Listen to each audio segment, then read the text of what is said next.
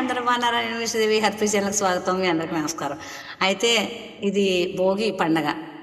ఏ పండగ అయినా అప్పటికీ కూడా సెలబ్రేషన్ ఎవరైనా చేసుకుంటాం.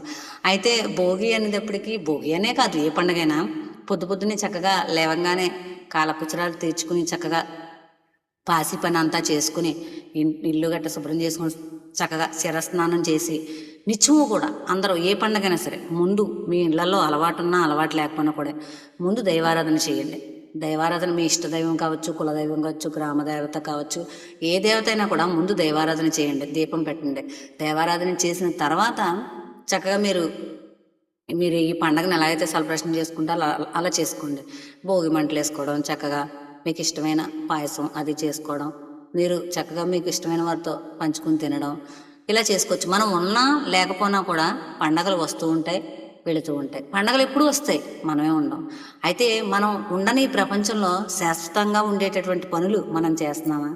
అవి సంబంధాల్లో కావచ్చు, ఈశ్వరుడు కరుణ కృప కటాక్ష వీక్షణాలకై మనం పరితపించడం కావచ్చు, ఇహపరాల్లో కూడా ఈశ్వరుని యొక్క నామ చింతన మనం చేస్తున్నామా లేదని మనం గుర్తెరగాలి. ఏ పండగ పరమార్థమైనా అంతే. అలాగే గోదామాత కూడా ఈశ్వరుని ప్రియమారామే ఇష్టపడి ప్రేమించి వివాహం ఆడారు. అంటే ఆమె హరిని వివాహం ఆడింది. అంటే మనకు హరి ఎవరు? భర్తే మనకు హరి.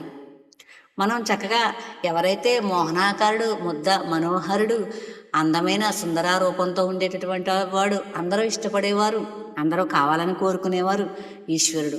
అలాంటి ఈశ్వరుడు స్వరూపం ఏదైతే ఉందో అందరం కూడా ఆయన వరించాలి, ఆయన సేవించాలి, పూజించాలి. అలాగే ఇహంలో ఉన్నటువంటి మోహాలను విడిచిపెట్టి పాపాలను పరిహారం చేసుకుని శాశ్వత హరిసన్నిధి చేరడమే ఏ పండగ యొక్క వైశిష్ట్యం. ఇది మనం గుర్తెరగాలి. ఇది నిజమని అనిపిస్తేనే హ్యాపీ ఛానల్ లైక్ చేయండి, షేర్ చేయండి. బాయ్.